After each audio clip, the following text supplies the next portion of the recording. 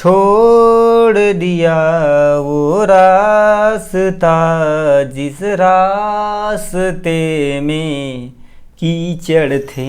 वो रास्ता क्यों छोड़ देंगे, ठीक, कीचड़ रहेगा तो छोड़ देंगे, उसके जाने से कोई रास्ता छोड़ी नहीं छोड़ देगा। 3-4 किलोमीटर हमारा क्या हो रहा बच रहा है, ठीक। हेलो बच्चा लोग, क्या हाल चाल, बढ़िया है। देखिए आज मैराथन स्टार्ट किया गया, ठीक। इसमें मतलब कल आपका एग्ज़ाम है, यानी बायो ग्रुप वालों का 29 को आपका एग्ज़ाम होने वाला है, ठीक है।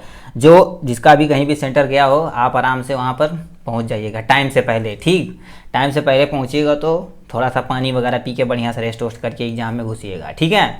इसमें हम क्या करेंगे, मोस्ट MCQ देखेंगे किसका, फिजिक्स, केमिस्ट्री एंड बायो का, ठीक। तीनों पोर्शन का हम क्या करेंगे, मोस्ट इंपॉर्टेंट MCQ देखेंगे, ठीक है।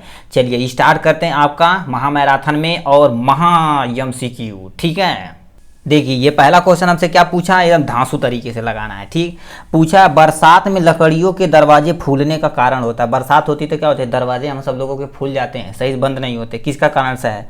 पहला ऑप्शन कैपिलरी क्रिया के द्वारा, दूसरा ऑप्शन जीव द्रव विकुंचन के द्वारा, या अंतः शोषण के द्वारा, या अंतः प्रासरण के द्वारा। अंतः शोषण मतलब क्या होता है, पानी वो सोख लेता है, जिसके कारण से उनके में क्या होता है, यानी हमारी लकड़ियाँ जो होती हैं यानी फूल जाती हैं और आराम से दरवाज़ा बंद नहीं होता, ठीक। और दूसरा क्वेश्चन देखते हैं, नेक्स्ट वाला क्वेश्चन। नेक्स्ट क्या पूछा है, ATP का निर्माण होता है। ATP क्या होता है, एडेनोसिन ट्राइफॉस्फेट, ये भी आपसे पूछ सकता है, ठीक। यहाँ से लिख देते हैं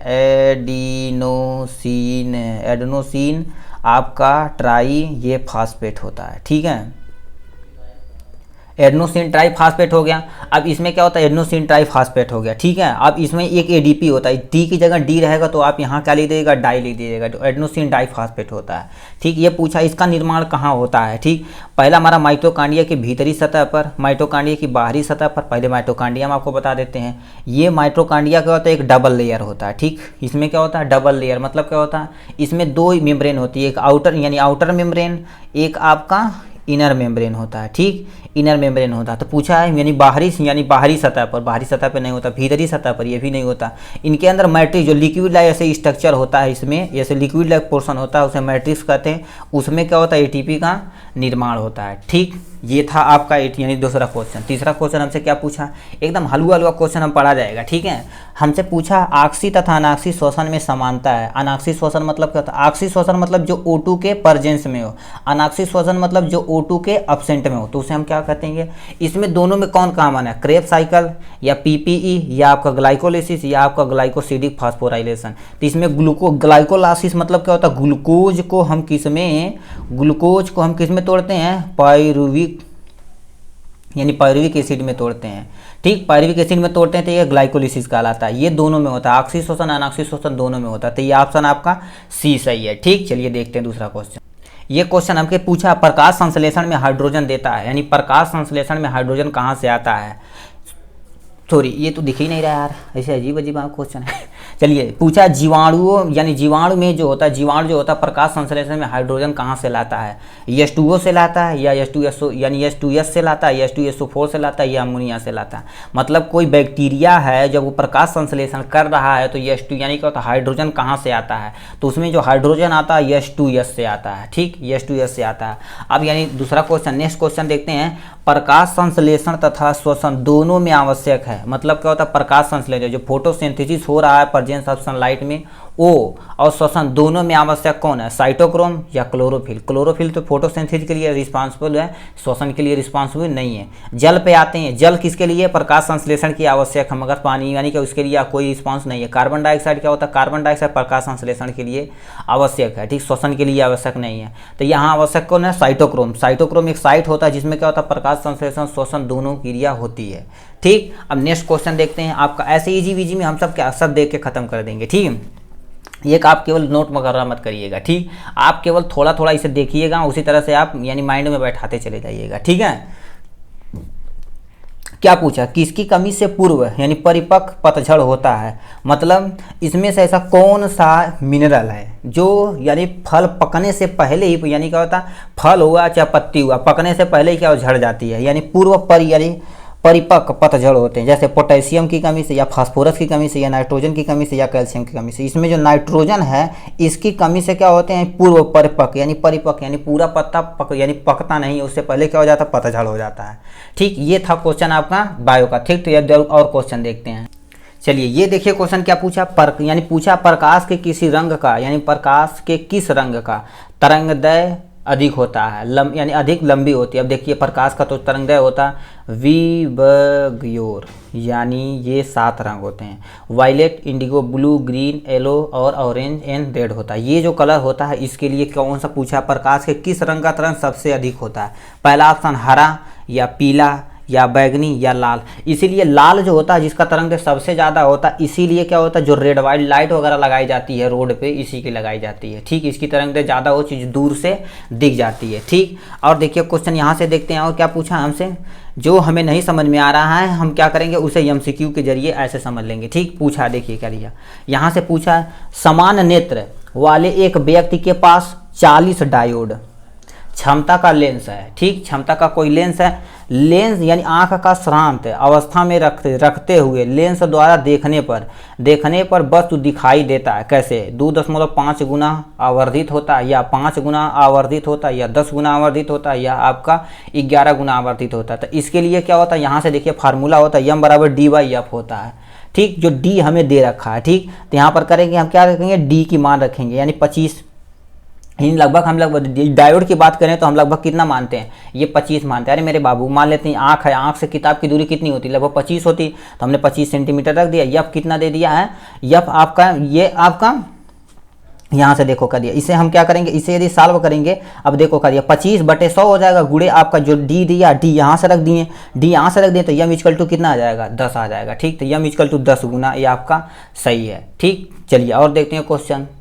चलिए ये क्वेश्चन देखते हैं क्या पूछा हमसे, पौधों में क्लोरोसिस यानी मतलब हरिमहीनता किसके कारण से होती है। पहला यानी जो भूमि है, भूमि से पीले वर्ण का अवशोषण या उच्च सूर्य प्रकाशी परावर्तन के कारण, या भूमि में मैग्नीशियम तथा लोहे की अल्पता की मात्रा, या आपका अल्प सूर्य प्रकाशी प्रखरता के कारण था। इसमें जो आपका C वाला ऑप्शन यानी भूमि में मैग्नीशियम तथा लोहे की अल्पता मतलब क्या होता कम हो जाता, तो हमारा क्या होता है, हरिमहीनता पाई जाती है। ठीक, नेक्स्ट क्वेश्चन क्या हमसे पूछा है, पूछा जड़ों द्वारा अवशोषण, यह पूछा जड़ों द्वारा अवशोषित खनिज पदार्थ पत्तियों तक पहुँचाए जाते हैं, कौन पहुँचाता है, पहला फ्लोएम द्वारा या चालनी नासिकी द्वारा नालिका द्वारा या आपका जाइलम द्वारा, इनमें से कोई नहीं।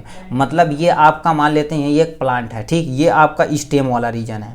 ठीक, यहाँ से मान लेते हैं एक हम यहाँ से ऐसे छोटा सा लीफ बना देते हैं। ठीक, लीफ बना दिए तो लीफ मतलब यहाँ से जो जाता है जाइलम, हमेशा क्या ले जाता है, जाइलम जो होता है यहाँ से लिखते जाते हैं। ठीक, जाइलम केवल वाटर और मिनरल को ले जाता है, वाटर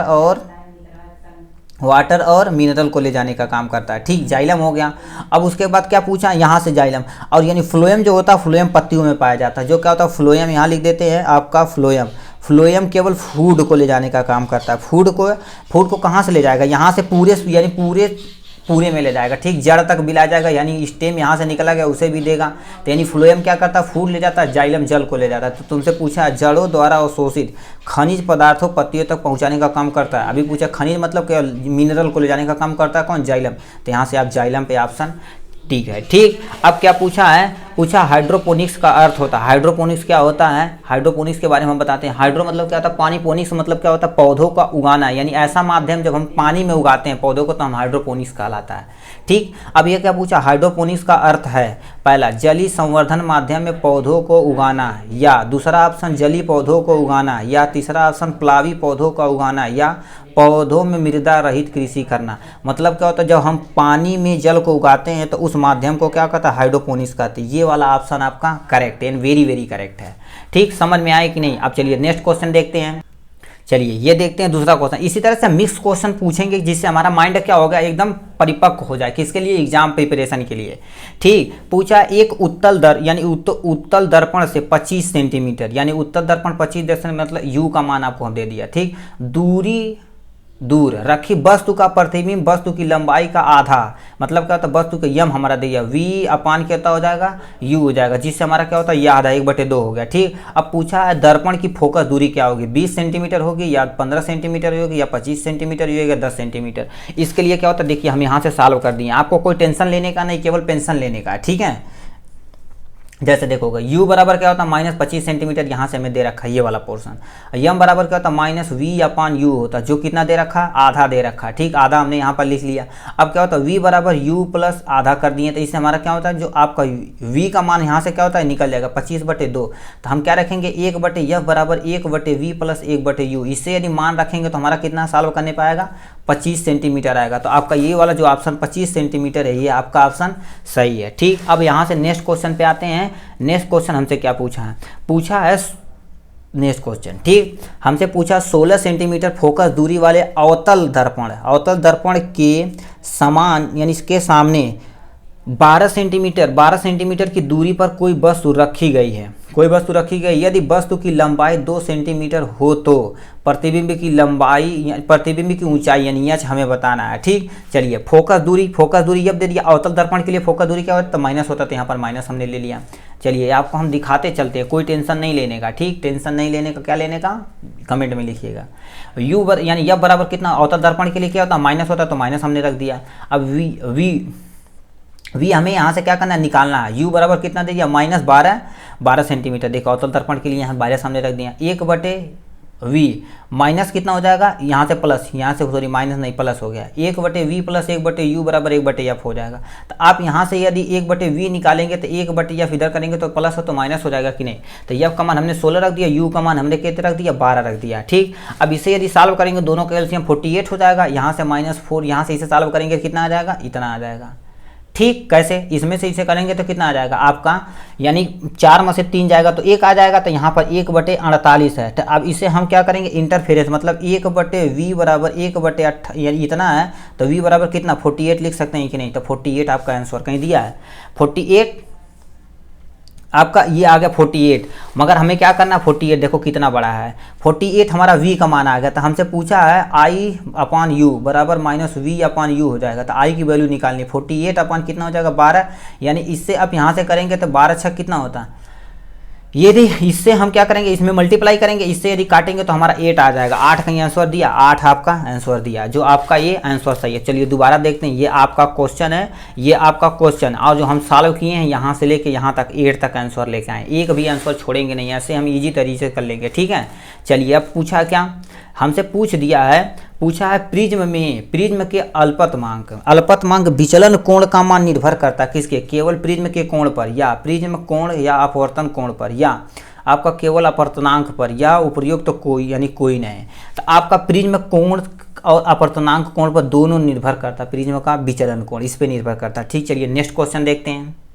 चलिए ये नेक्स्ट क्वेश्चन देखते हैं, क्या पूछा अम्लीय KMnO4 यानी कोई अम्लीय KMnO4 विलयन है जिसके द्वारा रंगहीन हो जाता है, मतलब कि तो किसके द्वारा रंगहीन हो जाता है, या पहले देखिए ऑप्शन किसके द्वारा मतलब क्या होता है, ये एक अम्लीय विलयन है। ठीक, ये किसके द्वारा रंगहीन हो जाता है, पहले पूछा विरंजक चूर्ण से या सफ़ेद विट्रियोल से या आपके मुहर लवण से या आपके कास्मिक लवण से।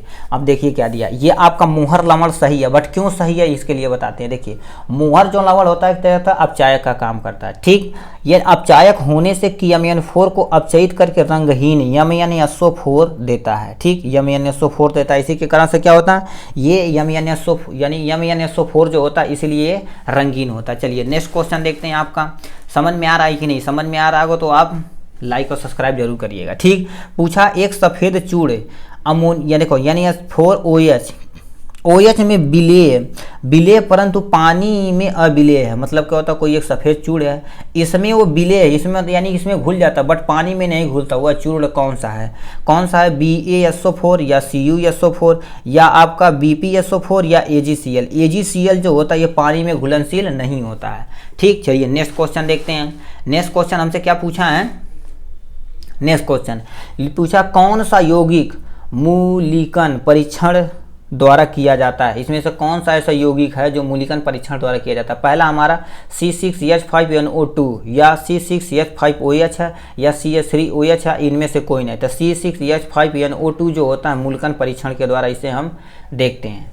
ठीक, अब चलिए नेक्स्ट क्वेश्चन देखते हैं। नेक्स्ट क्वेश्चन हमसे क्या पूछ दिया है, ये आपका ये होमवर्क है। ठीक, आप देखिए कितने लोग कमेंट में बताते हैं। पूछा है वह लवण जो सांद्र H2SO4 के साथ गर्म करने पर बैगनी वाष्प उत्पन्न करता है, बैगनी उत्पन्न करता है, सल्फेट होता है या ब्रोमाइड होता है या आयोडाइड होता है या नाइट्राइट होता है? ये आप लिख के बताइएगा। देखिए यहाँ पर 4 नंबर, देखें तो 4 नंबर का कौन सा सही है, ए है या बी है या सी है या डी है? देखिए पहले सबसे पहले कौन ऑप्शन में यानी कमेंट में लिख के भेजता है। ठीक, ये देखिए करिए, इसी तरह से देखिए करके देखते हैं कौन भेजता है। चलिए नेक्स्ट क्वेश्चन देखते हैं हम।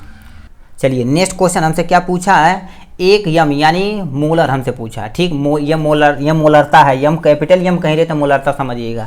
एक मोलरता C यानी H3PO4 यानी H3PO4 बिलियन की नॉर्मलता क्या होगी? यानी मोलरता हमें दिया रखा है, इसका बिलियन की नॉर्मलता हमसे पूछा यानी कैपिटल एन पूछा है।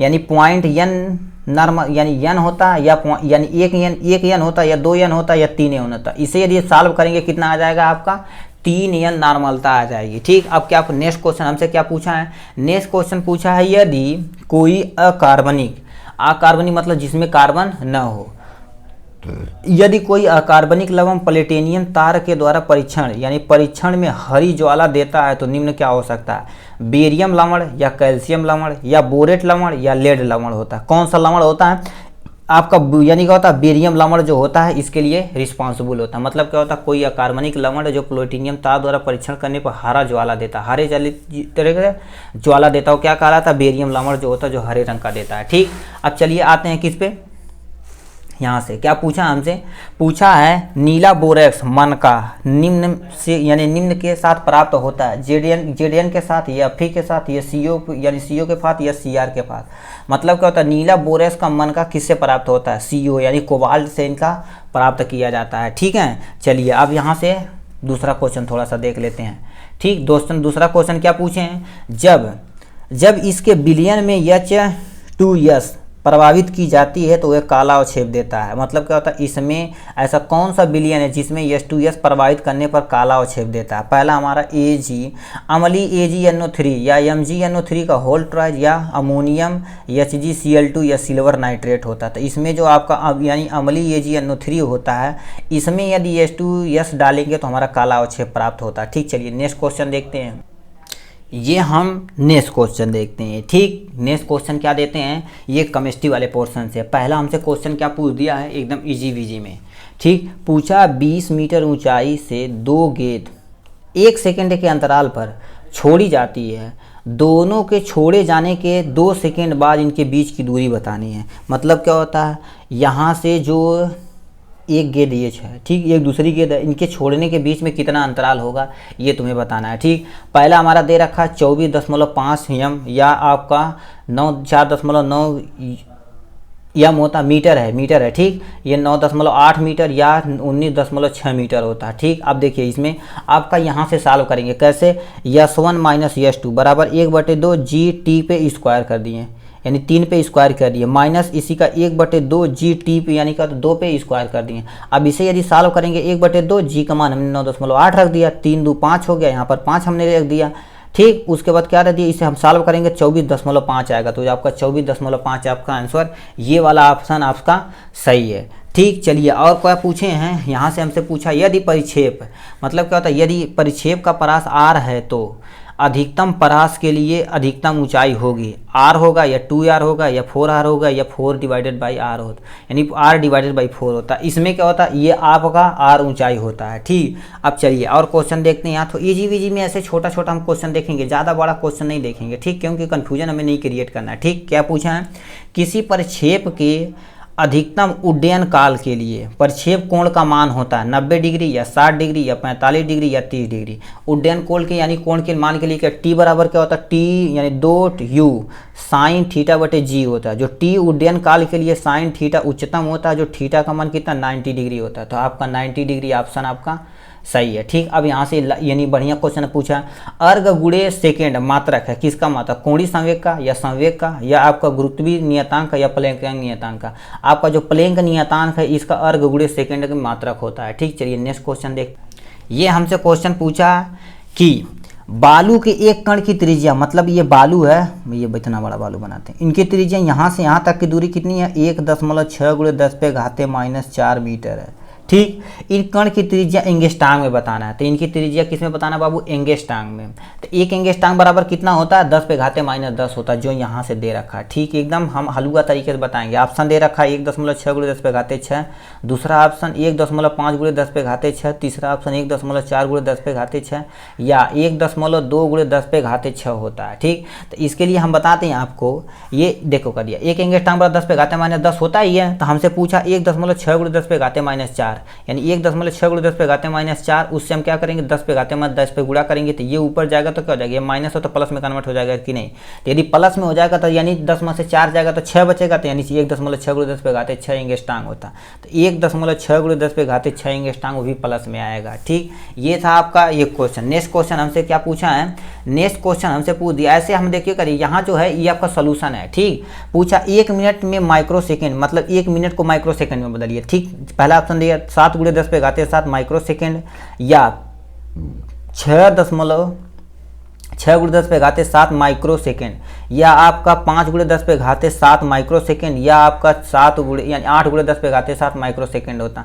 तो 1 मिनट में कितना सेकेंड होता है, 60 सेकेंड हमने लिख दिया। ठीक, 10⁻6 सेकेंड बराबर, यानी 10⁻6 सेकेंड बराबर कितना होता है, 1 माइक्रो सेकेंड हो गया। ठीक, तो हमसे 60 सेकेंड में पूछा थे, हम 60/10⁻6 ऊपर करेंगे कितना हो जाएगा, 6 × 10⁻7। ये आपका ये वाला ऑप्शन 6 × 10⁻7 ऑप्शन आपका सही है। अब यहाँ से देखते हैं क्वेश्चन थोड़ा सा तड़कता भड़कता। ठीक, क्या पूछ दिया हमसे, पूछा है किसी तार से, यानी किसी तार से पृथ्वी तक प्रकाश के आने में 5 वर्ष लगता है। मतलब कोई तारा है, उससे मतलब पृथ्वी, यहाँ से तारा है, यहाँ पर धरती है, यहाँ से यहाँ तक जाने में प्रकाश कितना, 5 वर्ष लग जाता है, यानी 5 वर्ष लगते हैं। तारे की पृथ्वी से दूरी बतानी है, तारे से पृथ्वी की दूरी कितनी होगी पहले, यानी चाल बराबर दूरी बटे समय होता है, तो दूरी बराबर चाल गुणे समय हो जाएगा। ठीक, 4 गुणे समय हो जाएगा, तो यहाँ पे यानी चाल हमने कितना रख दिया, प्रकाश की चाल कितना, 3 × 10⁻8 होती है, और समय कितना हो गया, 5 वर्ष हो गया। तो इससे हम गुणा करेंगे 5 वर्ष, तो हमने 1 वर्ष में कितना, 365 दिन होता है, 65 दिन लिख दिया। और यानी हम दिन में कन्वर्ट कर दिया, दिन में कितना घंटा होता है, 24 घंटा, घंटे में कर दिया। घंटे को हमें मिनट में कन्वर्ट कर दिया, मिनट को सेकेंड में कन्वर्ट कर लिया, सेकेंड यहाँ लिख दिया। अब इसे यदि पूरा सॉल्व करेंगे तो यानी कितना आ जाएगा आपका 4.730 10⁻13 किलोमीटर आएगा, जो आपका 4.73 × 10⁻13 मीटर हो गया। ये आपका ऑप्शन सही है। ठीक, अब क्या पूछा है, एंगस्ट्रांग। एंगस्ट्रांग किस भौतिक राशि का मात्रक है, तरंगदैर्घ्य या वेग या आवृत्ति या आपका आवर्तकाल। आपका एंगस्ट्रांग जो होता है तरंगदैर्घ्य में मेजर किया जाता है। ठीक, ये था आपका क्वेश्चन। चलिए नेक्स्ट क्वेश्चन देखते हैं। चलिए ये देखते हैं दृश्यता गुणांक का बीमी सूत्र, यानी दृश्यता गुणांक का बीमी सूत्र क्या होता है, ml पे स्क्वायर t पे -2 होता है, या ml पे -1 t पे -3 होता है, या ml पे -2 t पे -2 होता है, या आपका ml पे -1 t पे -2 होता है। ठीक, तो ये आपका यहाँ से देखिए करिए कौन सा ऑप्शन सही है।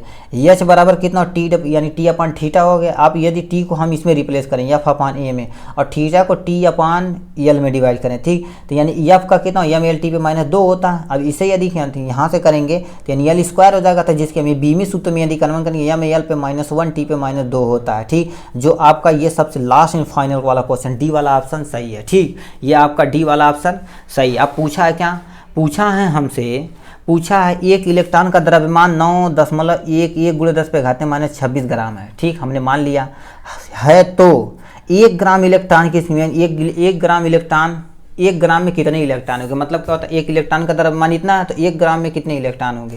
तो आपके 1/, जितना दिया उसी से हम डिवाइड कर देंगे, कितना आ जाएगा, आपका आंसर आ जाएगा। देखो 1/9.11 × 10⁻26 हो गया, तो हमने क्या करें 10⁻26 माइनस है तो ऊपर जाएगा, तो यहाँ प्लस लिख दिया।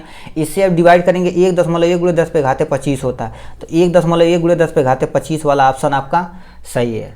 ठीक, अब यहाँ से क्या पूछा है, हमसे पूछ लिया है यदि वेग बराबर अंडर रूट दाब बटे यक्स है तो यक्स की बीमा में बतानी है। ठीक, यक्स की बीमा कितना हो सकती है आपका, यदि इसे सॉल्व करेंगे तो कितना हो जाएगा, यम एल पे माइनस कितना हो जाएगा 3 हो जाएगा। ऑप्शन देखते हैं, यम एल पे -2, यम पे 2 एल पे 3 होता है, -2 होता है। ठीक, यम पे -2 एल टी होता है, यह आपका यम एल पे -3 होता है। ये वाला ऑप्शन आपका सही है। अब क्या पूछा, हमसे पूछा चुंबकीय प्रेरण यानी चुंबकीय प्रेरण बी का मात्रक होता है, वेबर होता है या वेबर पर मीटर होता है या न्यूटन पर मीटर या एम्पियर होता है या आपका हेनरी होता है। तो इसे यानी चुंबकीय प्रेरक का मात्रक क्या होता है, न्यूटन मीटर पर एम्पियर होता है, न्यूटन पर मीटर यानी एम्पियर होता है। ठीक, अब चलिए इस पे आते हैं नाभिक वाले पे। ठीक, नाभिक वाला क्या पूछा हमसे, ये देखिए क्या दिया, नाभिक हमसे पूछा नाभिक त्रिज्या के लिए उपयुक्त मात्रक होता है। कोई नाभिक है उसकी त्रिज्या के लिए कौन सा उपयुक्त सूत्र होता है। मगर नाभिक को हम क्या कर सकते हैं, मतलब क्या होता है, ये एलिमेंट है, इसके नाभिक को क्या कर सकते हैं, यहाँ से यहाँ तक मापने के लिए क्या एकदम छोटा सूक्ष्म से सूक्ष्म चाहिए, जो हमारा क्या होता है फर्मी होता है। यानी फर्मी 10 पे घाते -15 होती है, एक फर्मी बराबर 10 पे घाते -15 होती है। जैसे एग्जाम्पल में देखते हैं, यानी ऑप्शन में देखते हैं, एक यानी फर्मी होता है या एंगस्ट्रॉम होता है या यम होता है या माइक्रोन होता है। तो यानी नाभिकीय त्रिज्या बराबर क्या होता है 10 पे घाते -15 मीटर, या आप एक फर्मी बराबर 10 पे घाते -15 होता है। तो आपका फर्मी वाला ऑप्शन आपका सही है। चलिए नेक्स्ट क्वेश्चन देखते हैं। चलिए ये क्वेश्चन आपके सामने फटाफट लगाते हैं। ठीक, क्या पूछा, बोर मॉडल प्रयोग किया जाता है। बोर मॉडल किसके प्रयोग किया जाता है, हाइड्रोजन परमाणु के लिए या यानी हीलियम आयन के लिए या लिथियम आयन के लिए या सभी के लिए। मगर बोर मॉडल सभी के लिए यूज किया जाता है। तो आपका सभी वाला ऑप्शन आपका सही है। अब क्या पूछा है किसी तत्व का परमाणु भार 19 है, मतलब कोई तत्व उसका परमाणु भार 19 है, परंतु द्वितीय कक्ष में 7 इलेक्ट्रॉन है, तो नाभिक में प्रोटॉनों की संख्या बतानी है। नाभिक में प्रोटॉनों की संख्या बराबर क्या होती है, इलेक्ट्रॉनों की संख्या बराबर प्रोटॉनों की संख्या। तो आपका कितना हो जाएगा, यहाँ से लिखें 10 हो गया, 9 हो गया, 7 हो गया या 12 हो गया। तो मतलब कोई तत्व है, किसी तत्व में प्रोटॉनों की संख्या उपस्थित इलेक्ट्रॉनों की संख्या बराबर होती है। तो इलेक्ट्रॉन की संख्या बराबर कितनी होती है, 2 + 7 होता है। यानी द्वितीय पूछा था, द्वितीय में क्या होता है, द्वितीय हो गया, द्वितीय के लिए 2 लेती हैं, 7 इलेक्ट्रॉन, तो 7 इलेक्ट्रॉन हो गए, तो आपका 9 आपका आंसर 9 आपका ऑप्शन सही है। अब पूछा न्यूट्रॉन की खोज में देर हुई, मतलब क्या होता है न्यूट्रॉन की खोज में देर हुई क्यों हुई, मतलब क्या होता है न्यूट्रॉन जो है इसकी खोज में बहुत देरी लग गई, क्यों हो गया देरी। आपका क्या पूछा, न्यूट्रॉन नाभिक में उपस्थित होता है, या दूसरा नाभिक यानी न्यूट्रॉन जो होता है बेसिक कण होता है, या आपका न्यूट्रॉन आवेशित यानी आवेशहीन होते हैं, या उपयोग सही। तो आपका ये वाला जो ऑप्शन सी वाला ऑप्शन न्यूट्रॉन आवेश रहित होते हैं। तो ये आपका ऑप्शन सही है। चलिए नेक्स्ट क्वेश्चन देखते हैं। पूछा है हमसे एक कक्षक जो तीसरा क्वांटम संख्या यानी =3 निर्मित करता है में कितने इलेक्ट्रॉन आ सकते हैं। पहला 2 या 8 या 18 या 32 हो सकते हैं। मतलब क्या होता है 3 क्वांटम संख्या का मान कितना होता है 18 होता है। तो 18 आपका सही है। 5वां नंबर हमसे क्या क्वेश्चन पूछा है अमोनियम आयन के लिए संयोजी इलेक्ट्रॉन की कुल संख्या होगी। संयोजी इलेक्ट्रॉन की संख्या कितनी हो जाएगी, ये आपका हो जाएगा। ठीक, 8 हो गया, 8 सही है, मगर 10 है या 7 है या 6 है, तो आपका ये सही है। ठीक, चलिए देखते हैं और नेक्स्ट क्वेश्चन। चलिए ये क्वेश्चन हमसे क्या पूछा, विद्युत संयोजी बंध होता है। मतलब विद्युत संयोजी बंध क्या होता है, NaCl या Br2 या यानी PF5 या XeF4 होता है। तो आपका NaCl जो होता है विद्युत संयोजी बंध माना जाता है। ठीक, अब क्या पूछा, आयनिक बंध का बनना। आयनिक बंध का कब कौन सा बनना क्या होगा, ऊष्माक्षेपी अपक्रिया है या आपका ऊष्माशोषी अपक्रिया या A और B दोनों या इनमें से कोई नहीं। यदि आयनिक बंध का बनना क्या होता है, ऊष्माक्षेपी अपक्रिया हो गया। ठीक, अब क्या पूछा है हमसे पूछा यानी क्या होता है Li2O तथा CaF2 में किस प्रकार के बंध हैं, आयनिक बंध या आयनिक बंध। मतलब इसमें और इसमें आयनिक बंध है या इसमें भी आयनिक बंध है, इसमें आयनिक बंध है, या आयनिक बंध या सहसंयोजक बंध, या आपका सहसंयोजक या आयनिक बंध है, या सहसंयोजक या उपसहसंयोजक या आयनिक बंध होता है। तो इन दोनों में क्या होता है आयनिक बंध पाया जाता है। तो आयनिक बंध के लिए आपका ये ऑप्शन आपका सही है। ठीक, दोनों में आयनिक बंध पाया जाता है, इसलिए आपका ये संयोजक सही है। ठीक, अब क्या पूछा है हमसे पूछा है हमसे किस अणु का द्विध्रुव आघूर्ण 0 होता है। मतलब ये कौन सा ऐसे अणु है, मतलब कौन सा इसमें ऐसे यानी कंपाउंड है जिसका द्विध्रुव आघूर्ण का मान 0 होता है, NF3 या BF3 या NF3 या आपका Cl O2 होता है। तो आपका ये जो BF3 में क्या होता है, यानी द्विध्रुव आघूर्ण का मान क्या होता है, 0 होता है। ठीक, चलिए नेक्स्ट क्वेश्चन पे पूछते हैं हमसे। नेक्स्ट क्वेश्चन क्या पूछा, KMnO4 में मैग्नीशियम की संयोजकता क्या होगी, 2 होगी, 4 होगी, 6 होगी या 7 होगी। यानी KMnO4 में ये हम पहले नेक्स्ट वीडियो में बता चुके हैं KMnO4 के कैसे निकालते हैं। ठीक, ऑक्सीकरण संख्या और संयोजकता सारी बता दी है। यानी संयोजकता कितनी होती, 7 होती। चलिए नेक्स्ट क्वेश्चन देखते हैं आपका। ये क्वेश्चन हमसे दिखेगा, पूछा sp3 यानी संकरण नहीं है। मतलब क्या होता है, यस में sp3 में जो है यस का रहता है 25% और पी का रहता है 75% होता है। तो इसमें संकरण नहीं है। कौन, हमारा BF4 पे निगेटिव या SF4 या आपका NS3 पे 4 होता है या NS यानी CH3 होता है। तो आपका देखा जाए तो SF4 जो होता है जिसमें कोई भी संक्रमण यानी संकरण नहीं देखने को मिलता, ना कोई भी देखने को मिलता है। पूछा है किसमें देखने को मिलता, मगर क्या होता है ये वाला नहीं देखने को मिलता sp3, यानी कि इसमें हाइड्रोजन बंध नहीं पाया जाता। मतलब क्या होता है, इसमें कौन सा ऐसा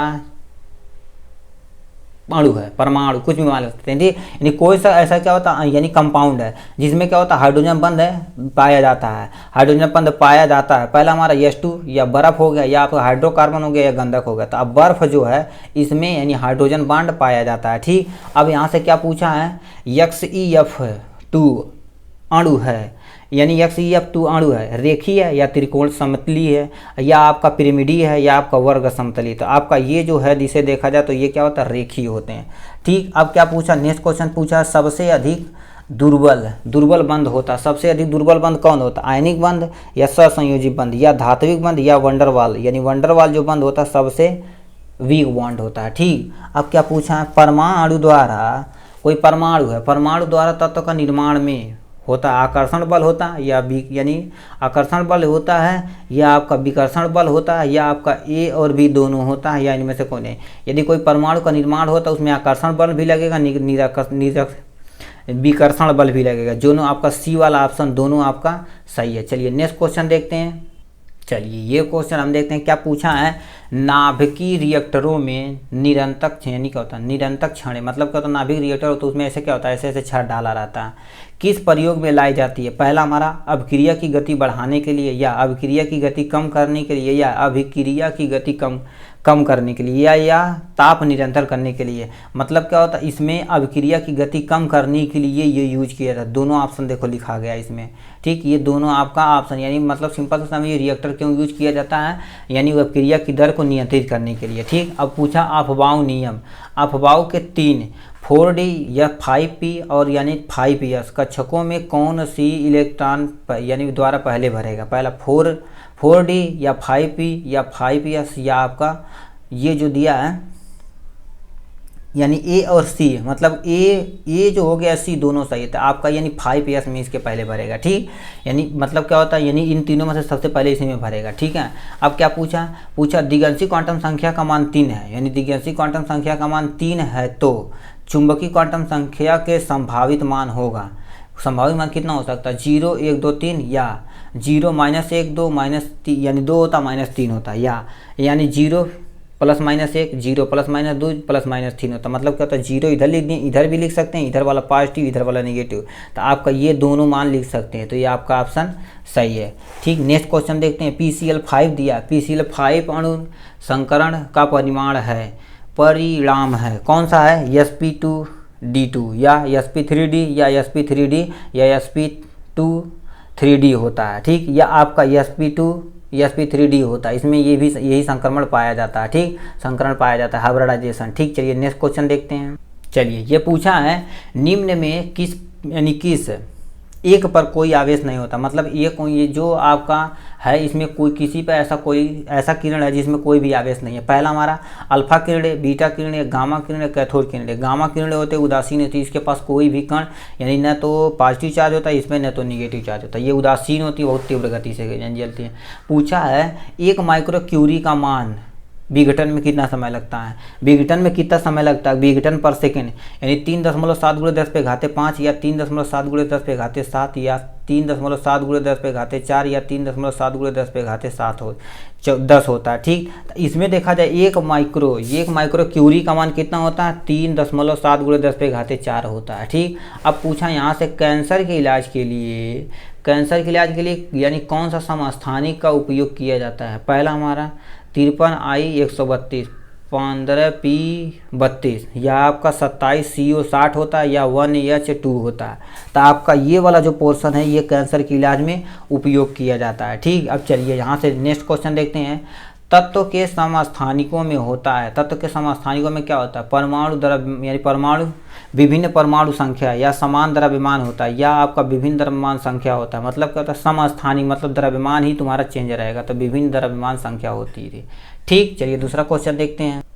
इसमें हमसे पूछा ऑक्सीकरण संख्या निकालने के लिए, तुम्हें बता देते हैं। देखिए क्या दिया, Na2S4O6 पे यस की परमाणु संख्या, जिसकी परमाणु संख्या निकालनी उसे तुम्हें यक्स मानोगे और सबकी परमाणु संख्या लिख देंगे। ठीक, जैसे क्या होता है इसमें ऑक्सीकरण संख्या होगी 2.5 या 2 और 5 यानी 2 और 3 दोनों हो सकता है। 2 यस की प्लस होगी या दूसरे यस की +3 होगी, या 2 और 4 2 यानी 3 यस की +2 होगी या आप यस की +4 होगी।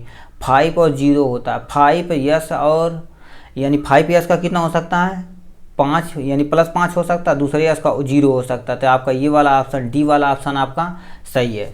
उसके बाद क्या पूछा, गैलेनिक यानी गैलेनिक सेल जो होता है एनोड पर आवेश होता है, ऋण आवेश होता है या धन आवेश होता है या अनावेशित होता है या इनमें से कोई नहीं।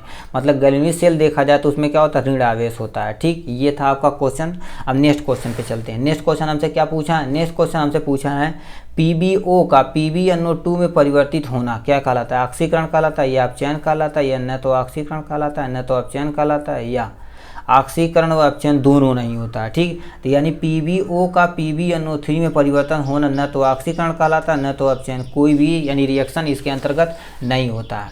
अब यहाँ से क्या पूछा है, शुद्ध जल में विद्युत धारा प्रभावित नहीं होती है क्योंकि इसमें इसका क्वथनांक कम होता है यानी इसका लगभग पूर्णतः अनावेशित हो जाते हैं या उदासीन हो जाते हैं या क्रियाशीलता में विविधता होती है। तो इनमें देखा जाए तो इनमें लगभग क्या होता है, पूर्णतः अनावेशित कण होते हैं, इसीलिए क्या होता है ये प्रभावित यानी विद्युत धारा प्रभावित यानी शुद्ध जल में नहीं होती है। ठीक, चलिए नेक्स्ट क्वेश्चन चलिए ये क्वेश्चन हमसे पूछा है यानी ग्लूकोज है, ग्लूकोज में कार्बन की ऑक्सीकरण संख्या। तो आपको देखो कर दिया +6 या -6 या 0 या +4।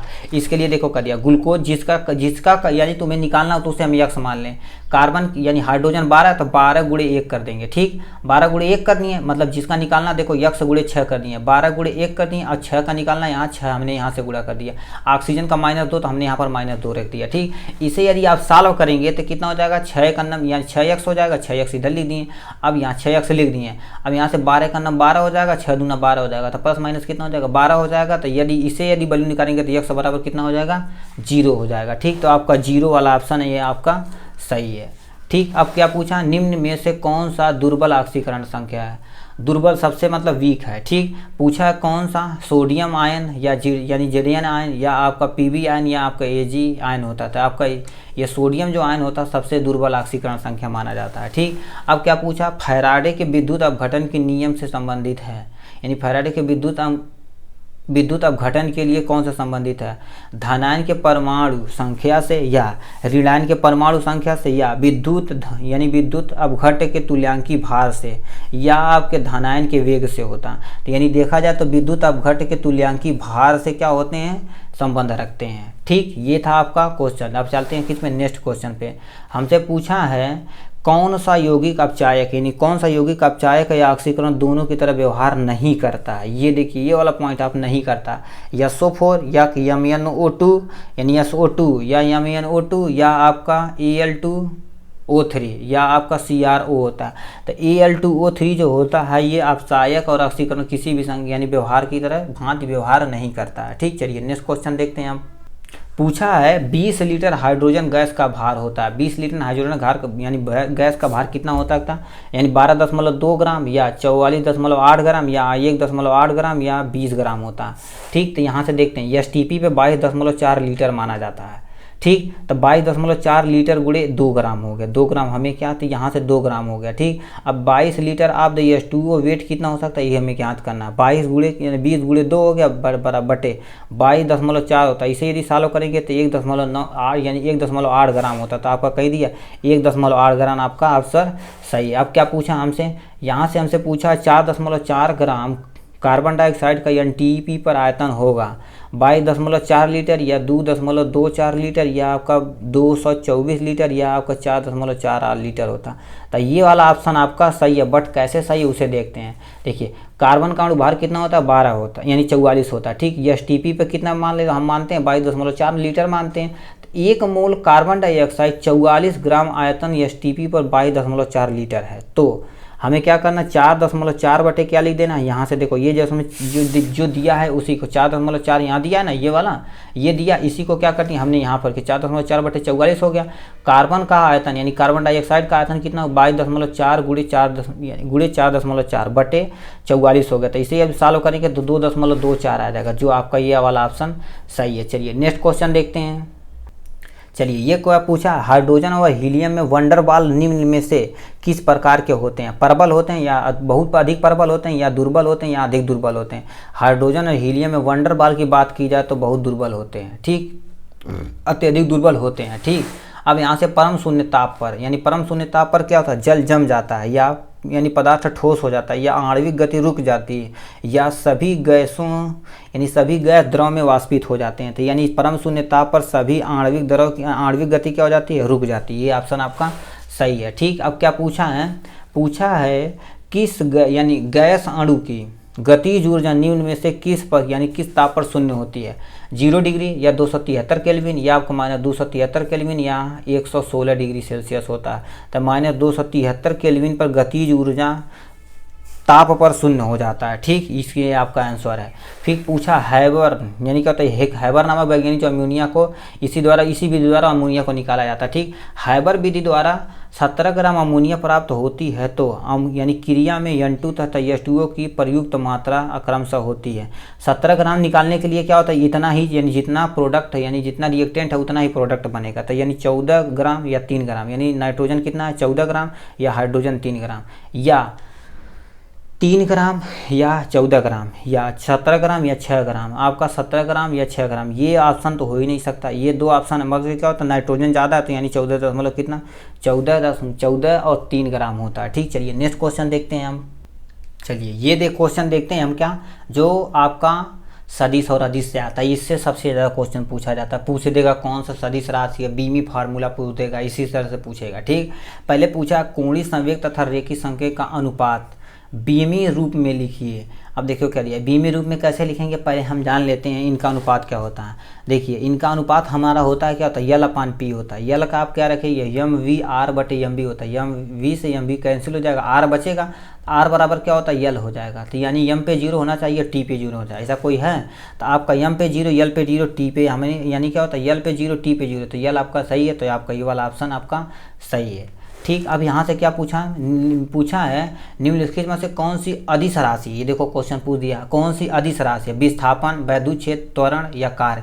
ये कार्य देखा जाए तो हमारा क्या होता है अदिश राशि। कैसे देखिए कार्य अदिश राशि के लिए जिसमें अदिश मतलब क्या होता है, जिसमें दिशा न हो केवल परिमाण हो उसे हम अदिश राशि बोलेंगे। सदिश किसे कहते हैं, जिसमें दिशा के साथ साथ परिमाण हो वो तुम्हारी क्या होती है सदिश राशि कहलाती है। नेक्स्ट क्वेश्चन क्या पूछा, सदिश राशि से पूछा निम्नलिखित में से सदिश राशि कौन है, तापमान, पृष्ठ तनाव या कैलोरी या वाट। यदि पृष्ठ तनाव देखा जाए तो ये क्या होता है तुम्हारा एक सदिश राशि मानी जाती है। ठीक, यदि आपको ये सब याद है मतलब सदिश और दिशा और परिमाण तभी उसे कर सकते हैं, नहीं तो आप क्या करे जाइएगा किस पे आप चले जाइएगा सदिश यानी वो बीमा फार्मूले पे चले जाइए, या आपका जो मात्रक होता है उससे भी निकाल सकते हैं। चलिए हम देखते हैं क्या होता है।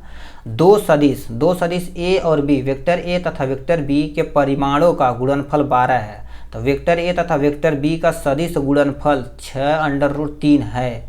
3 है तो अंडर यानी क्या होता है, यहाँ से वेक्टर ए तथा वेक्टर के बीच का कोण होगा 30 डिग्री, 45 डिग्री, 90 डिग्री या 180 डिग्री।